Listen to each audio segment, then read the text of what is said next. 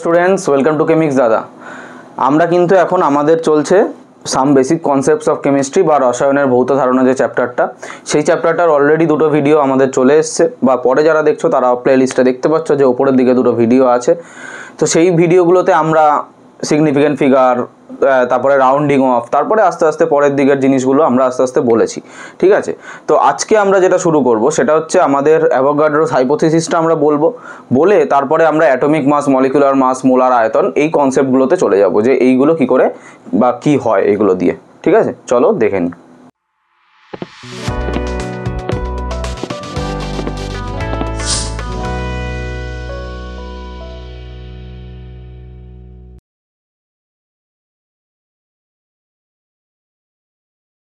আচ্ছা, তো আমাদের ফার্স্ট টপিক হচ্ছে আজকের অ্যাভোগাড্রোস হাইপোথিসিস।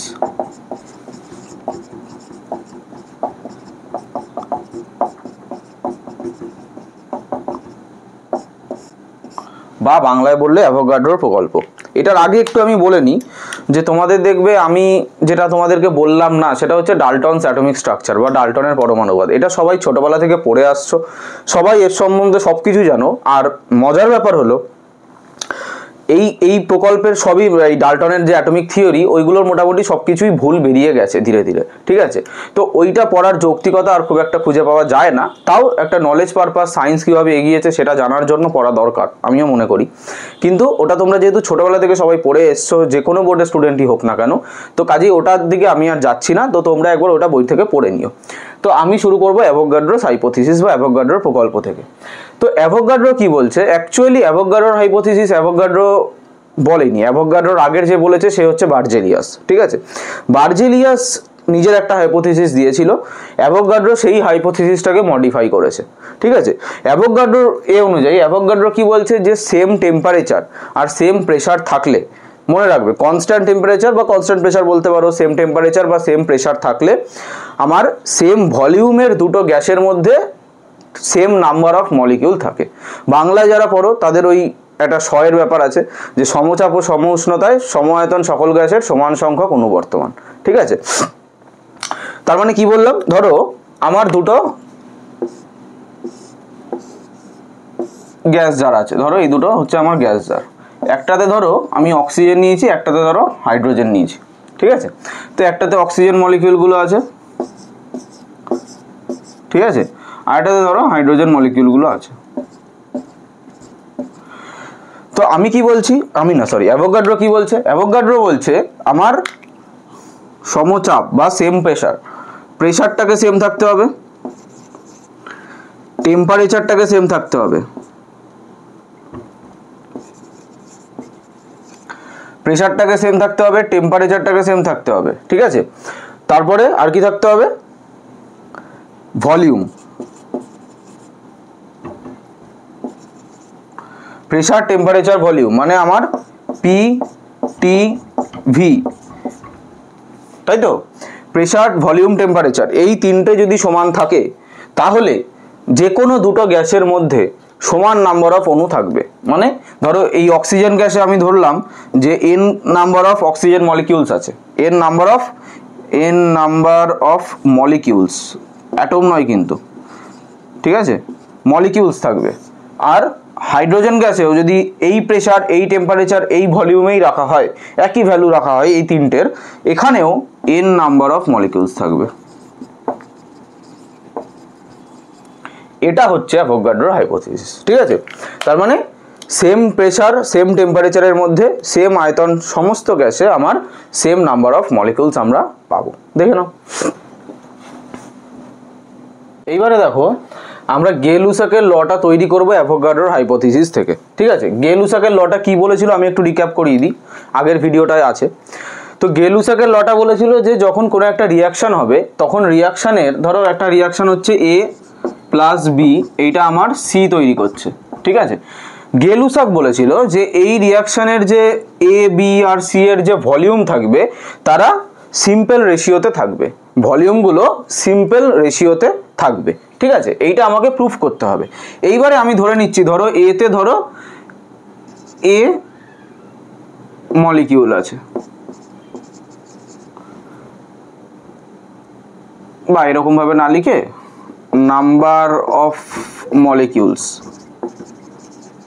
ইকুয়াল টু, এতে ধরো এ আছে, বিতে ধরো বি আছে, সিতে ধরো সি মলিকিউল আছে, মানে বি খানা মলিকিউল আছে, সি খানা মলিকিউল আছে, আমি এটাই বোঝাতে চাইছি, ঠিক আছে।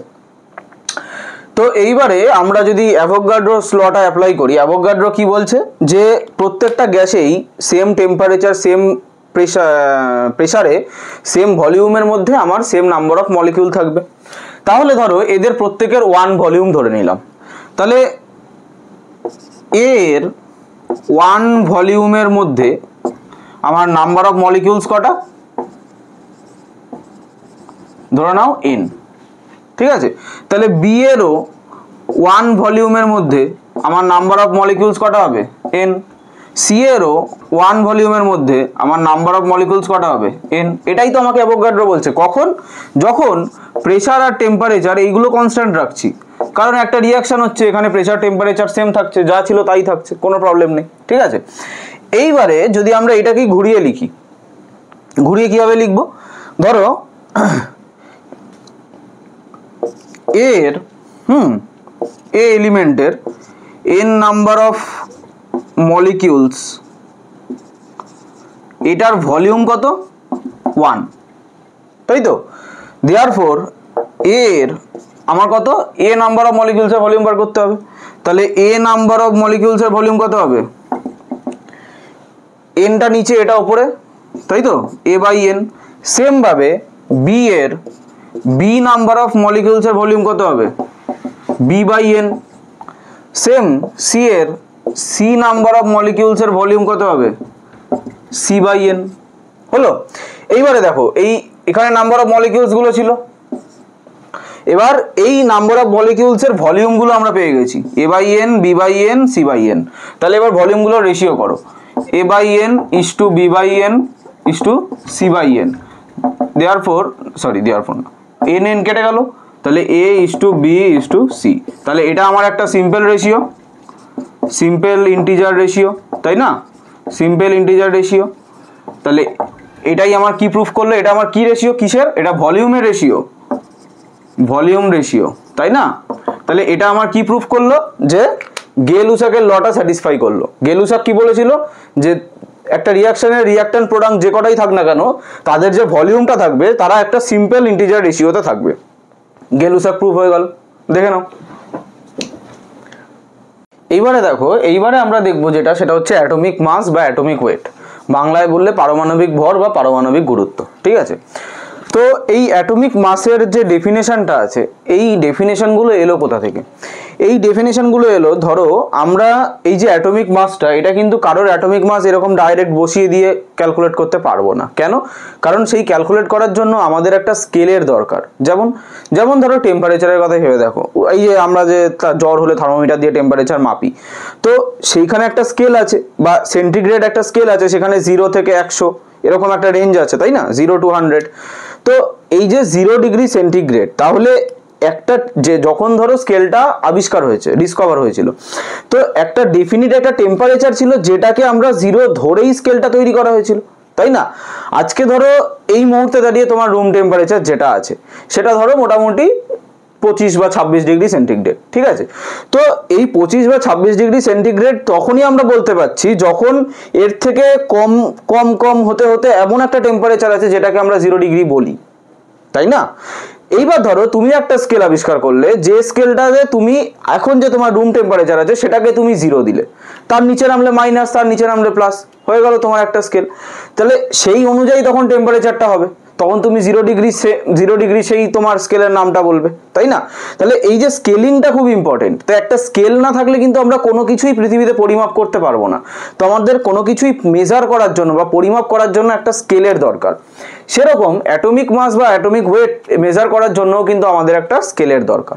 এইবার এইখানে স্কেলটা কিরকম, এইখানে স্কেলটা হচ্ছে, এইখানে বিভিন্ন এলিমেন্ট নেওয়া হয়। যেমন স্ট্যান্ডার্ড এলিমেন্ট বলতে হাইড্রোজেন, অক্সিজেন, কার্বন। দেখবে তোমাদের সবার বইতেই 3টে স্কেলের ডেফিনেশন আছে।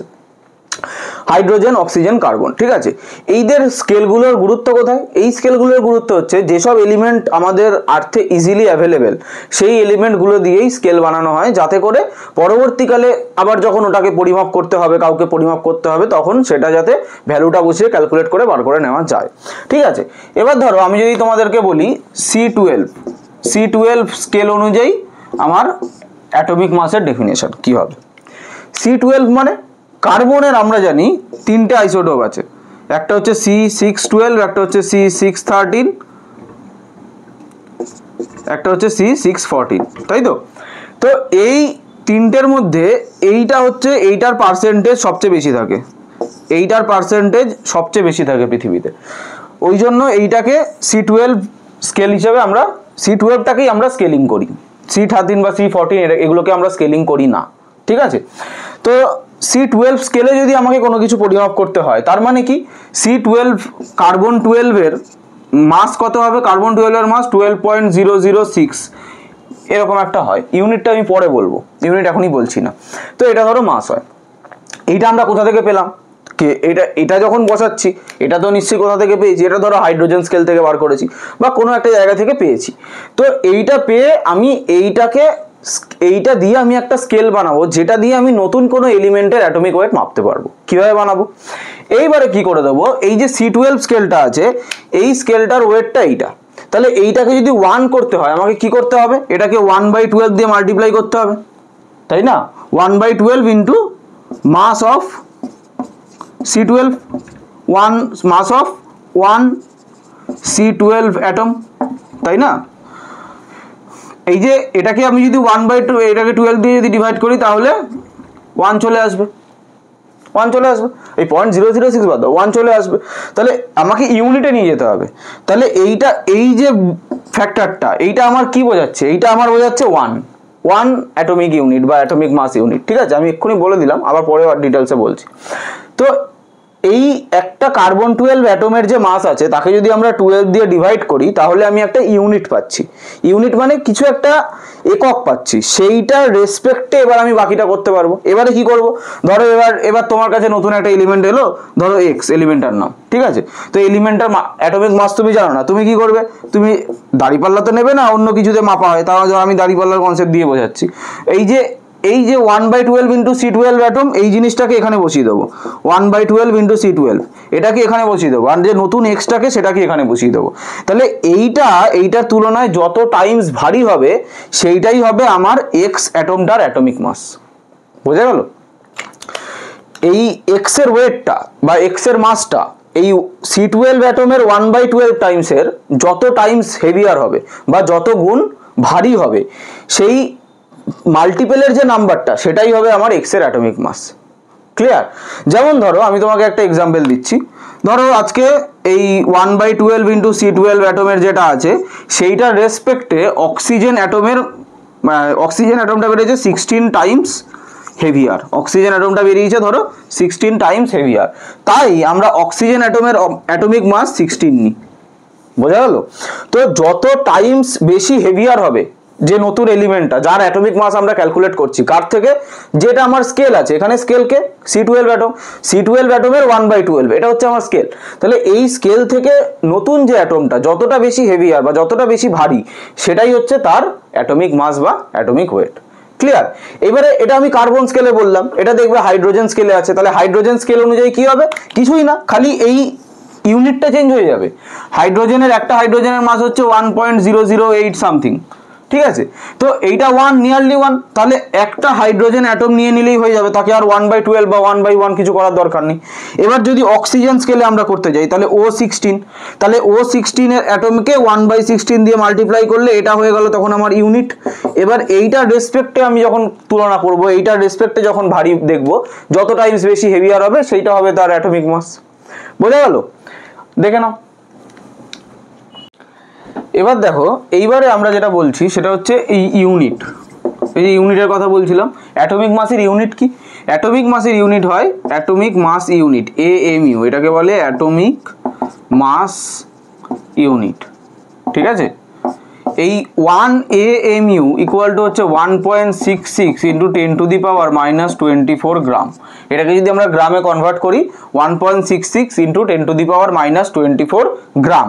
এবার যদি কেজিতে লেখো তাহলে 1.66 ইন্টু 10⁻⁻27 কেজি।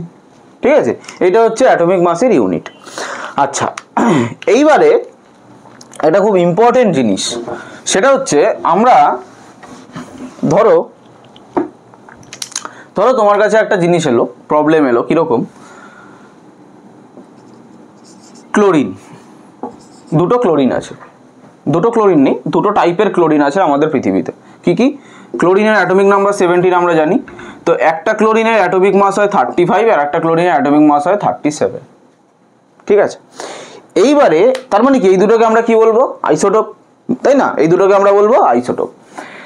এবার যখন অ্যাটমিক মাস ক্যালকুলেট করতে হবে তখন আমরা তাহলে কি বলবো? ক্লোরিনের অ্যাটমিক মাস কত, 35 না 37? কোনোটাই বলতে পারবো না ঠিকভাবে, তাই না? কোনোটাই বলতে পারবো না কারেক্টলি। আমাদেরকে কারেক্টলি বলতে গেলে কি করতে হবে?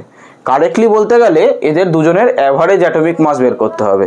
তাহলে এইবারে আমরা যেটা বার করব সেটা হচ্ছে আমার অ্যাভারেজ অ্যাটমিক মাস। ঠিক আছে, average atomic mass. Average atomic mass কি করে বেরোয়? এই যে কটা আইসোটোপ আছে প্রত্যেকটা আইসোটোপের পার্সেন্টেজটা আমাকে জানতে হবে, তাহলে আমি বার করতে পারবো। যেমন আমি তোমাদেরকে এক্সাম্পল দিচ্ছি, এইটার পার্সেন্টেজ থাকে 75% আর্থে, আর এইটার পার্সেন্টেজ হয় 25%। ঠিক আছে, তাহলে এবারে আমার অ্যাভারেজ অ্যাটমিক মাস এটা কি হবে? এটা হবে আমার ধরো এই 35 অ্যাটমিক নাম্বারটা তো ম্যাটার করছে না, 35 মাসটা 75% আছে, তাহলে আমরা কি করব? 35 ইন্টু 75 আছে, ক্লিয়ার? প্লাস, আচ্ছা এইভাবে বোঝাই তাহলে একটু বেটার হবে। 35 যে মাসটা আছে সেটা তোমার 75% আছে, পার্সেন্ট মানে 75/100 আমরা ছোটবেলা থেকে শিখেছি। আর 37 যে মাসটা আছে সেটা তোমার 25% আছে, মানে 25/100। ঠিক আছে, এইবারে 1/100 যদি কমন নাও তাহলে তোমার আসছে 35 ইন্টু 75 প্লাস 37 ইন্টু 25। তো আমি জানি বলে আমি লিখে দিচ্ছি, তোমরা চাইলে ক্যালকুলেট করে দেখতে পারো। এইটা করলে আসে হচ্ছে 35.5। তাহলে এই যে 35.5 AMU এটা হচ্ছে আমার ক্লোরিনের অ্যাটমিক মাস বা ক্লোরিনের অ্যাভারেজ অ্যাটমিক মাস। তাহলে অ্যাভারেজ অ্যাটমিক মাসটা কিন্তু অনেক সময় বের করতে দেয় পরীক্ষায়, বা অনেক প্রশ্নে বের করতে দেওয়া থাকে যে এই আইসোটোপ এত পার্সেন্ট আছে, ওই আইসোটোপ এত পার্সেন্ট আছে, তাহলে এদের অ্যাটমিক মাসটা কি হবে? তখন কিন্তু তোমাকে এইভাবেই অ্যাভারেজ অ্যাটমিক মাস করতে হবে। কি করবে? যে মাস নাম্বারটা যত পার্সেন্ট আছে সেটাকে সেই পার্সেন্ট দিয়ে গুণ করে খালি যোগ করতে থাকবে, ব্যাস। টোটালটা তো 100ই থাকবে, সেটা নিয়ে কোনো সমস্যা নেই। এই হয়ে যাবে তোমার অ্যাভারেজ অ্যাটমিক মাস বার করার প্রসেস। ঠিক আছে, এইবারে আমরা দেখব, দেখে নাও আমি মুছে দিচ্ছি।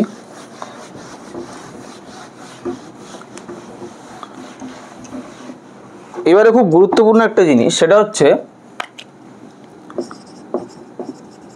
গ্রাম অ্যাটমিক মাস। গ্রাম অ্যাটমিক মাস। গ্রাম অ্যাটমিক মাস কি জিনিস? গ্রাম অ্যাটমিক মাস হচ্ছে, ধরো তোমার যখন কোনো একটা অ্যাটমের অ্যাটমিক মাসকে যখন গ্রাম ইউনিটে তোমরা লেখো বা গ্রাম ইউনিটে এক্সপ্রেস করো, তখনই সেটাকে বলে গ্রাম অ্যাটমিক মাস। কি বললাম? কোনো একটা এলিমেন্ট বা কোনো একটা অ্যাটমের অ্যাটমিক মাসকে যখন গ্রাম ইউনিটে লেখা হয় তখনই সেটা আমার হয়ে যায় গ্রাম অ্যাটমিক মাস। মানে ধরো আজকে অক্সিজেন, এই অক্সিজেন অ্যাটমটার অ্যাটমিক মাস আমার কত? 16 AMU বা 16 নর্মাল, কিন্তু এইটারই গ্রাম অ্যাটমিক মাস আমার হবে এই 16টাকে গ্রাম ইউনিটে লিখতে হবে, এই 16টাকে গ্রাম ইউনিটে লিখতে হবে, তবেই আমার হবে গ্রাম অ্যাটমিক মাস। বোঝা গেল? আরো একটা এক্সাম্পল দিচ্ছি, ধরো কার্বন অ্যাটমের নর্মাল অ্যাটমিক মাস কত, বা মাস নাম্বার যেটা তোমরা জানো, তাই না? 12। তাহলে এইটার গ্রাম অ্যাটমিক মাস কত হবে? 12 গ্রাম। এটা কিন্তু ইম্পর্টেন্ট। এইভাবেই আসে আমার গ্রাম অ্যাটমিক মাস। এইবারে একটা পয়েন্ট আসবে, সেটা হচ্ছে গ্রাম অ্যাটম বা বাংলায় বললে গ্রাম পরমাণু, এটা হচ্ছে বাংলায় বললে গ্রাম পরমাণু বা গ্রাম অ্যাটম। এই জিনিসটা কি জিনিস? এইটা হচ্ছে, এটা কিন্তু একটা নাম্বার, এটা কিন্তু কোনো ওয়েট নয়, এটা জাস্ট একটা নাম্বার। কিরকম নাম্বার? আমি যদি তোমাকে বলি যে 1 গ্রাম অ্যাটম, আমি যদি তোমাকে বলি সাপোজ আজকে 1 গ্রাম অ্যাটম অক্সিজেন আছে তোমার কাছে, তার মানে কি 1 গ্রাম অ্যাটম অক্সিজেন মানে তোমার অক্সিজেনের গ্রাম অ্যাটমিক মাস যতটা অক্সিজেন থাকবে ততটা, মানে ইকুয়াল টু হচ্ছে 16 গ্রাম অক্সিজেন আছে তোমার কাছে। বোঝা গেল? 16 গ্রাম অক্সিজেন অ্যাটম আছে তোমার কাছে। তার মানে গ্রাম অ্যাটম বা গ্রাম পরমাণু জিনিসটা কি? আমি যখন গ্রাম অ্যাটমিক মাস বের করছি, এই গ্রাম অ্যাটমিক মাসের যে কোয়ান্টিটি, এইটাকে আমরা 1 গ্রাম অ্যাটম বলি। ঠিক আছে? তার মানে আমি যদি তোমাকে ধরো এখন একটা প্রশ্ন করি 32 গ্রাম অক্সিজেন অ্যাটম, তাহলে এইখানে গ্রাম অ্যাটমের নাম্বারটা কত হবে? তাহলে এইখানে আমার গ্রাম অ্যাটম কত হবে? 32 ডিভাইডেড বাই 16, কারণ 16 হচ্ছে 1 গ্রাম অ্যাটমের অ্যাটমিক মাস, 16 হচ্ছে 1 গ্রাম অ্যাটমের মাস। তাহলে 1 গ্রাম অ্যাটমের মাস যেটা, সেটা দিয়ে যদি আমি যতটা ওয়েট আছে তাকে ভাগ করে দিই, তাহলে আমি নাম্বার অফ গ্রাম অ্যাটম পেয়ে যাব না? তাহলে এখন এখানে আমার 2 গ্রাম অ্যাটম, তাহলে আমরা বলবো 32 গ্রাম অক্সিজেন অ্যাটম মানে হচ্ছে 2 গ্রাম অ্যাটম অক্সিজেন। বোঝাতে পারছি? ভালো করে আবার বোঝো, গ্রাম অ্যাটম বা গ্রাম পরমাণু কি জিনিস? আমার যে গ্রাম অ্যাটমিক মাস বেরিয়েছে বা গ্রাম পারমাণবিক ভর বেরিয়েছে, সেইটাকে আমরা যখন 1 হিসাবে ধরি মানে সেইটাকেই আমরা বলে দিচ্ছি যে এইটা হচ্ছে 1 গ্রাম অ্যাটমের মাস। ওই মাসটাকেই আমরা বলছি 1 গ্রাম অ্যাটম পরিমাণ অক্সিজেনের মাস। তার মানে কি 1 গ্রাম অ্যাটম অক্সিজেন মানে হচ্ছে আমার 16 গ্রাম অক্সিজেন। সোজা হিসাব, 1 গ্রাম অ্যাটম অক্সিজেন মানে হচ্ছে 16 গ্রাম অক্সিজেন। তাহলে 2 গ্রাম অ্যাটম অক্সিজেন মানে কত হবে? 32 গ্রাম অক্সিজেন। গ্রেট, বোঝা গেছে? এইবারে দেখো, তাহলে আমরা একটা ফর্মুলা লিখতে পারি যে নাম্বার অফ গ্রাম অ্যাটম। এই গ্রাম অ্যাটমের নাম্বার বার করার ফর্মুলা কি?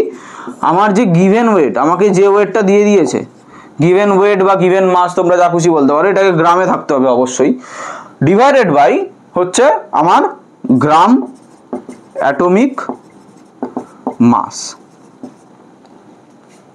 ক্লিয়ার? এবার ধরো তোমাকে একটা প্রশ্ন করলো যে 48 গ্রাম কার্বনে গ্রাম অ্যাটম নাম্বারটা কত? ক্লিয়ার? এবার তাহলে নাম্বার অফ গ্রাম অ্যাটম তোমরা কি জানো? Number of gram atom equal to কি? গিভেন ওয়েট মানে 48 gram carbon, 48 gram divided by gram atomic mass কার? ওই এলিমেন্টারি। তাহলে কার্বনের গ্রাম অ্যাটমিক মাস কত? কার্বনের এই যে গ্রাম অ্যাটমিক মাস হচ্ছে 12 গ্রাম, তাহলে ডিভাইডেড বাই 12 গ্রাম, গ্রাম গ্রাম কেটে গেল, 42, এটা হবে 4। তাহলে আমার number of gram atom of carbon হচ্ছে 4। তার মানে 48 গ্রাম কার্বনের মধ্যে আমার 4 গ্রাম অ্যাটম কার্বন আছে। বোঝা গেল?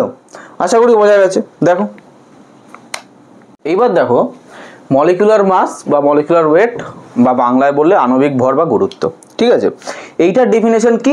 Same as atomic mass, same as. এখানেও কি আমার ওই ধরো C12 স্কেলে আমি বার করব, তাহলে এই one atom of C12 into 1/12, এটা হচ্ছে আমার ইউনিট। এই ইউনিটটার রেসপেক্টে, এই ইউনিটটা ধরো দাঁড়িপাল্লার একদিকে রেখেছি আর দাঁড়িপাল্লার আরেকদিকে একটা মলিকিউল রেখেছি, সাপোজ mx, এই একটা মলিকিউল আছে। তো এই মলিকিউলটা এই ইউনিটটার রেসপেক্টে যত টাইম সেভিয়ার হবে সেটাই হবে তার মলিকুলার মাস। একই জিনিস, অ্যাটমিক মাস যে বোঝা গেছে তার জন্য এটা কিছুই না। এই আননোন মাসের যে মলিকিউলটা যার মাস আমরা বার করছি, সেইটা এই C12 একটা অ্যাটমের 1/12 এর তুলনায় যত গুণ বেশি ভারী হবে সেটাই হবে তার মলিকুলার মাস। এটা আমি এখানেই বলে শেষ করছি। ঠিক আছে? বেশি আর বলছি না, কারণ অ্যাটমিক মাসটা না বুঝলে, অ্যাটমিক মাসটা দেখো, অ্যাটমিক মাসটা যারা বুঝবে তারা কিন্তু এটা ইজিলি বুঝে যাবে। খালি এখানে অ্যাটমিক মাসে একটা অ্যাটম বসাতাম, এখানে একটা মলিকিউল বসাবো, একই জিনিস, অন্য আলাদা কিচ্ছু নেই। ঠিক আছে? এইবারে ব্যাপারটা এটা নয়, ব্যাপারটা হচ্ছে আমরা এই মলিকুলার মাসটা ক্যালকুলেট করব কি করে। ধরো আমাদের আজকে মলিকিউল দু টাইপের হয়, ঠিক আছে? আমাদের যে মলিকিউলটা আছে সেটা দুটো টাইপের হয়। একটা হচ্ছে এলিমেন্টারি মলিকিউল, ঠিক আছে, এলিমেন্টারি মলিকিউল, আর একটা হচ্ছে কম্পাউন্ড, ঠিক আছে? বা এটাকে আমরা বলি মৌল, এটাকে আমরা বলি যৌগ, মানে যৌগিক অণু বা মৌলিক অণু, ঠিক আছে? তো এলিমেন্টারি মলিকিউল মানে সেটা একই অ্যাটম দিয়ে তৈরি, সেম অ্যাটম দিয়ে তৈরি, যেমন oxygen O2, hydrogen H2, nitrogen N2, এগুলো দেখো প্রত্যেকটা, এটা দুটো অক্সিজেন, এটা দুটো হাইড্রোজেন, এটা দুটো নাইট্রোজেন, বা ফসফরাস P4, এটা চারটে ফসফরাস, বা সালফার S8, আটখানা সালফার দিয়ে তৈরি, ঠিক আছে? তো এগুলো হচ্ছে এলিমেন্টারি মলিকিউল, বোঝা গেল? এইবারে এই এলিমেন্টারি মলিকিউলের আমার যদি মলিকুলার মাস বের করতে হয় তখন আমরা কি করব? এই এলিমেন্টারি মলিকিউলের ক্ষেত্রে মলিকুলার মাস যদি আমাকে বের করতে হয় তাহলে আমরা কি করব? যে অ্যাটমটা দিয়ে এলিমেন্ট মলিকিউলটা তৈরি সেই অ্যাটমটার অ্যাটমিক মাস ইনটু তার অ্যাটমিসিটি। এবার অ্যাটমিসিটি জিনিসটা কি? অ্যাটমিসিটির বাংলা হচ্ছে পারমাণবিকতা, ঠিক আছে? এই অ্যাটমিসিটি মানে কি? অ্যাটমিসিটি মানে হচ্ছে ওই এলিমেন্টের একটা মলিকিউল তৈরি, যতগুলো অ্যাটম দিয়ে তৈরি হয় সেটা হচ্ছে তার অ্যাটমিসিটি। মানে অ্যাটমিসিটি হচ্ছে number of atoms required to form A molecule of A elementary molecule, ঠিক আছে? তো অ্যাটমিক মাস ইনটু অ্যাটমিসিটি, এটা হচ্ছে তার মলিকুলার মাস বেরোবে। যেমন oxygen, molecular mass of oxygen, এটা যদি আমরা বার করতে যাই O2, তাহলে আমরা কি করব? Atomic mass of oxygen into atomicity, তাই না? Into atomicity. এবার দেখো অক্সিজেনের অ্যাটমিক মাস কত? 16 গ্রাম, বা গ্রাম ছেড়ে দাও, গ্রামে পরে আসছি, 16। আর অ্যাটমিসিটি কত? দুটো অ্যাটম দিয়ে একটা মলিকিউল তৈরি, তাহলে অ্যাটমিসিটি 2, তাই অক্সিজেনের মলিকুলার মাস হবে 32।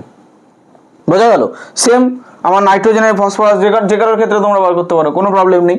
ব্যাপারটা এটাই যে এলিমেন্টারি মলিকিউল যদি হয়, মানে সেম অ্যাটম দিয়ে যদি মলিকিউলটা তৈরি হয়, তাহলে তার মলিকুলার মাস আমরা বার করবো অ্যাটমিসিটিকে অ্যাটমিক মাস দিয়ে মাল্টিপ্লাই করে। ক্লিয়ার? এইবার যদি কম্পাউন্ড মলিকিউল হয়, মানে যৌগিক, মানে যেমন ধরো NH3 অ্যামোনিয়া, বা ধরো ওয়াটার H2O, বা ধরো কার্বন ডাইঅক্সাইড CO2, বা ধরো মিথেন CH4, ঠিক আছে? এইগুলো দেখো, এইগুলো হচ্ছে ডিফারেন্ট টাইপস অফ এলিমেন্টের অ্যাটম দিয়ে তৈরি। যে মলিকিউলটা ডিফারেন্ট টাইপস অফ এলিমেন্টের অ্যাটম দিয়ে তৈরি তাদেরকে বলে কম্পাউন্ড, ঠিক আছে? তো এইখানে কি করব? এইখানে শুধুমাত্র এটা করলে হবে না, এইখানে আমাকে ইন্ডিভিজুয়ালি অ্যাড করে দিতে হবে। ধরো molecular mass of ammonia NH3 আমরা বার করব। তাহলে এটা কি করে বার করব? এটা হচ্ছে atomic mass of nitrogen plus 3 into atomic mass of hydrogen, এইভাবে বার করব। তাহলে অ্যাটমিক মাস অফ নাইট্রোজেন কত? 17 লিখছি, সরি 14, নাইট্রোজেনের অ্যাটমিক মাস 14 প্লাস 3 ইন্টু হাইড্রোজেনের 1, তোটা হচ্ছে আমার 17। তাহলে আমার অ্যামোনিয়ার মলিকুলার মাস হবে 17। তাহলে বোঝা গেল এইটার কীভাবে বার করবো আর এইটার কীভাবে বার করবো? খুবই ইজি মেথড কিন্তু, ঠিক আছে? আর মনে রাখার জন্য ইজিয়ার, দেখে নাও। এবার দেখো ফর্মুলা ওয়েট, এটা কি জিনিস? ধরো কিছু কম্পাউন্ড আছে যারা আমাদের আয়নিক কম্পাউন্ড বা আয়নীয় যৌগ, ঠিক আছে? যেমন ধরো সোডিয়াম ক্লোরাইড NaCl, এটা কিভাবে থাকে? এই যে একটা Na+, একে 6খানা Cl- ঘিরে থাকে, এই যে চারদিকে 4টে, উপরে একটা নিচে একটা, আবার একটা Cl- কে 6টা Na+ ঘিরে থাকে, ঠিক আছে? এইটাকে বলে এইদের ক্রিস্টাল স্ট্রাকচার, এরকম করে আরো ছড়িয়ে থাকে, ক্রিস্টাল শেপে থাকে এরা। কাজেই এই সমস্ত কম্পাউন্ডের ক্ষেত্রে তুমি কিন্তু কখন কোনো মলিকিউল খুঁজে পাবে না। তুমি কিভাবে মলিকিউল খুঁজবে?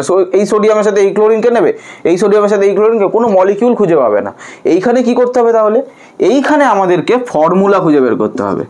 তাই এই আয়নিক কম্পাউন্ডটার ফর্মুলা হচ্ছে NaCl, ঠিক আছে? এইবারে যেহেতু এদের কোনো মলিকিউল হচ্ছে না, তাই এদের মলিকুলার মাসও হবে না। তাহলে এদের কি হবে? এদের হবে ফর্মুলা মাস।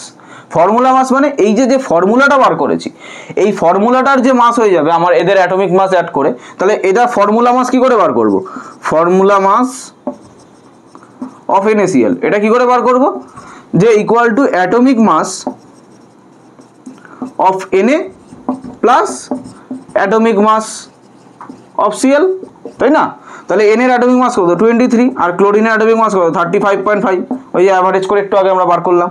তাহলে এটা কত আমার 58.5, এইটা হবে আমার ফর্মুলা মাস। বোঝা গেল?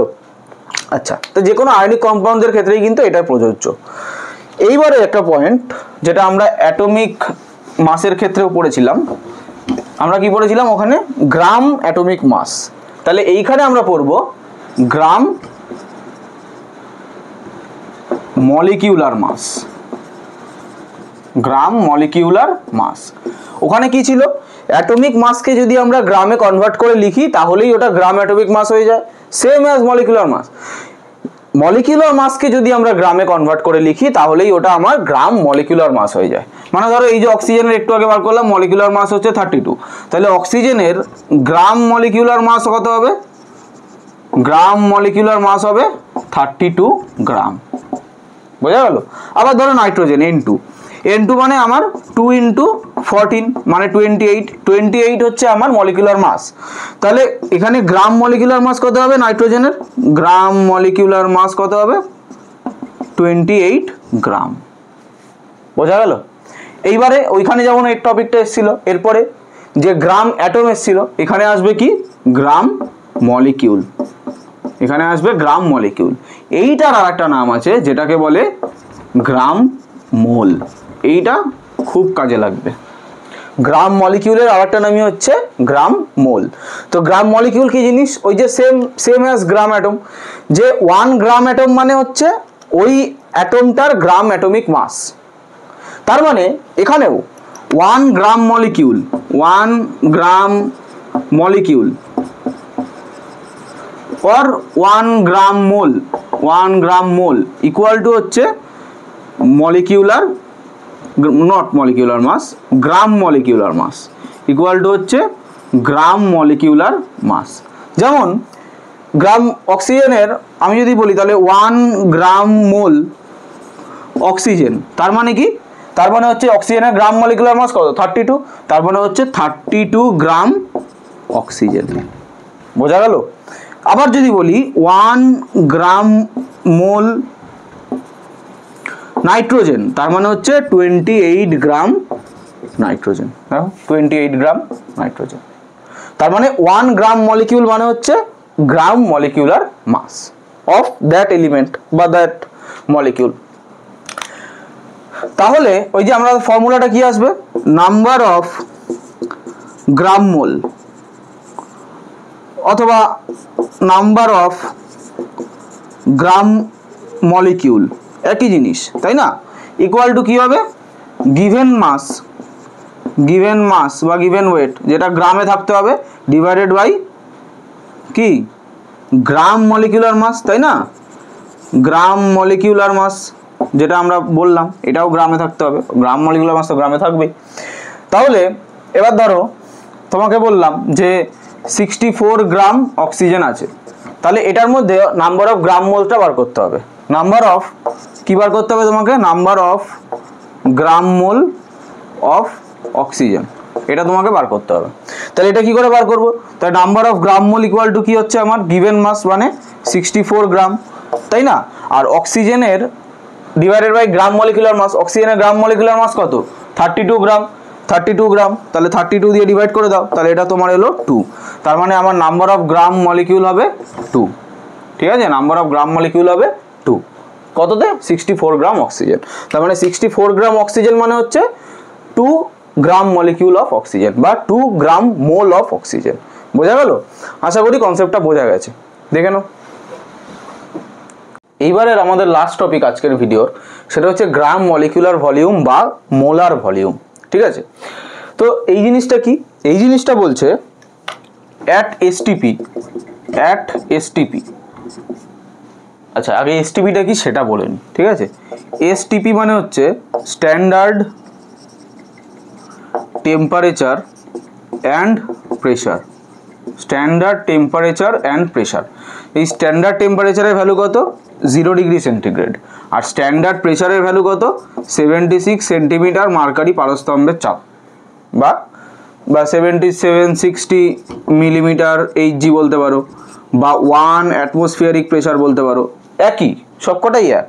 আর এটা হচ্ছে 0 ডিগ্রি সেন্টিগ্রেড। এটা হচ্ছে স্ট্যান্ডার্ড টেম্পারেচার, এটা হচ্ছে স্ট্যান্ডার্ড প্রেশার। এই কন্ডিশনে অ্যাট এসটিপি স্ট্যান্ডার্ড টেম্পারেচার আর স্ট্যান্ডার্ড প্রেশারে থাকলে যে কোনো গ্যাসের এনি গ্যাসের 1 gram mole of any gas has volume equal to 22.4 litre. মানে 1 গ্রাম মোল বা 1 গ্রাম মলিকিউল, যেটা একটু আগে পড়ালাম। তো at STP 1 gram mole of any gas has volume 22.4 litre.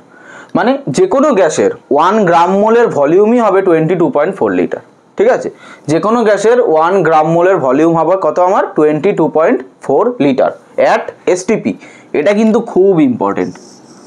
STP না হলে কিন্তু এটা হবে না, STP না হলে কিন্তু ভ্যালুটা চেঞ্জ হয়ে যাবে। প্রেসার ভলিউম, প্রেসার টেম্পারেচার উপর ডিপেন্ড করবে।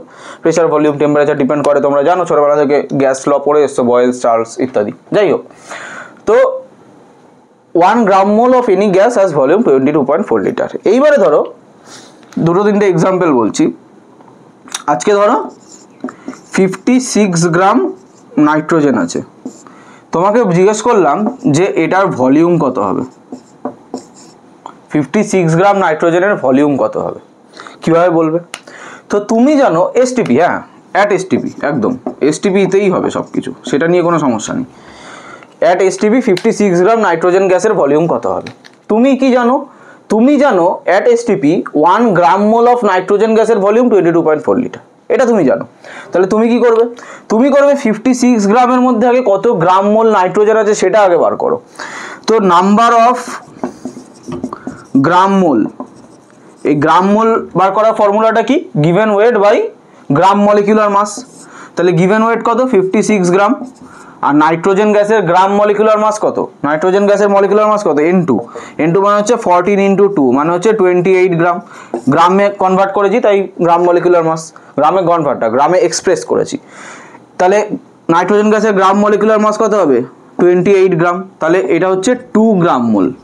তাহলে এটা হচ্ছে 2 গ্রাম মোল। তার মানে আমার 56 গ্রাম নাইট্রোজেনে আছে 2 গ্রাম মোল নাইট্রোজেন। এবার 2 গ্রাম মোল নাইট্রোজেন মানে 1 গ্রাম মোল এনি গ্যাস, তার ভলিউম হচ্ছে 22.4 লিটার। তার মানে 1 গ্রাম মোল নাইট্রোজেনের ভলিউম কত? 22.4 লিটার। তাহলে 2 গ্রাম মোল নাইট্রোজেনের ভলিউম কত হবে? 22.4 × 2 = 44.8 লিটার। এটা হবে তোমার অ্যান্সার। বোঝা গেল? আশা করি বোঝা গেছে। এবার আরেকটা এক্সাম্পল নিচ্ছি। ধরো সেমই at STP তোমাকে বললাম যে 32 গ্রাম অক্সিজেনের ভলিউম কত, 32 গ্রাম অক্সিজেনের ভলিউম কত। তো তুমি কি করবে? 32 গ্রামের আগে নাম্বার অফ গ্রাম মোলটা বার করতে হবে, কারণ 1 গ্রাম মোলের ভলিউম আমরা জানি, আগে নাম্বার অফ গ্রাম মোলটা বার করতে হবে। তাহলে নাম্বার অফ গ্রাম মোল বা গ্রাম মলিকিউল কত হবে? অক্সিজেনের এখানে 32 গ্রাম দেওয়া আছে, আর অক্সিজেনের গ্রাম মলিকুলার মাস কত? ওটাও 32 গ্রাম। তাহলে 32/32 তার মানে 1 গ্রাম মলিকিউল। তার মানে 1 গ্রাম মোল বা 1 গ্রাম মলিকিউল, এটার ভলিউম কত হবে? 22.4 লিটার। তাহলে তোমার অ্যান্সার হবে 32 গ্রাম অক্সিজেনের ভলিউম হচ্ছে 22.4 লিটার। বোঝা গেল? তো আজকে এই ভিডিওটা আপাতত আমার এখানেই শেষ হবে, ঠিক আছে? তো বিষয়টা হচ্ছে নেক্সট যে ভিডিওটা আছে সেখানে আমি মোলের কনসেপ্ট নিয়ে আসবো। সেই কনসেপ্টের জন্য কিন্তু এই ভিডিওতে যা যা পড়ালাম, অ্যাটমিক মাস, গ্রাম অ্যাটম, খুব ইম্পর্টেন্ট জিনিস গ্রাম অ্যাটম, মলিকুলার মাস, গ্রাম মলিকিউল, গ্রাম মোল, গ্রাম মোলার ভলিউম, এই জিনিসগুলো কিন্তু খুব ভালো করে দেখে রাখবে, তবেই কিন্তু পরে ভিডিওটা ভালো করে বুঝতে পারবে, ঠিক আছে? আশা করি তোমরা বুঝতে পেরেছো। যদি কোনো ডাউট থেকে থাকে তাহলে আমাকে কমেন্টে জানাতে পারো, হোয়াটসঅ্যাপ টেলিগ্রামের মাধ্যমেও জানাতে পারো। পরের ভিডিওতে কিন্তু আমরা এরই কিছু কিছু অ্যাপ্লিকেশন নিয়ে এসেই মোলের কনসেপ্টটা বা মোলের স্ট্রাকচারটাকে আমরা দাঁড় করাতে পারবো। কাজেই পরের দিন যদি ভালো করে বুঝতে হয় এই ভিডিওটা জানা থাকা খুব দরকার।